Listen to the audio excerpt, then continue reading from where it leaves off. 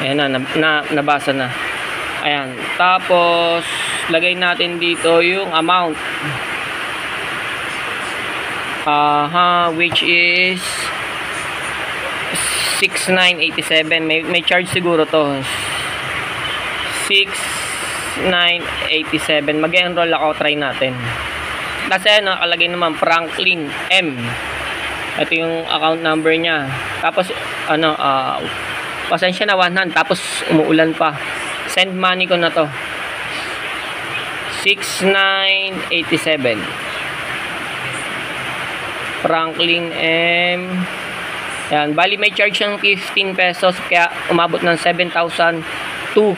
Confirm natin. Ayan, authentication. Kasi papasa natin yung screenshot. Ayun yung authentication, 637298. 637298. Pasensya na, 100 ako Submit. Ayan na. Bank transfer is being processed. Ayan na. Screenshot ko lang. Please click the button above and send the proof of payment to MSB Assistant. Ayan. Above daw.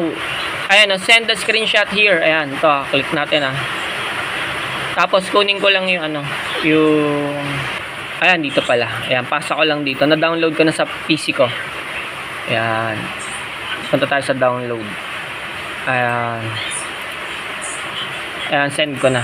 Ayan, ganun lang. Tapos try ko mamaya kung anong nangyari. Kung i-inform nila ako.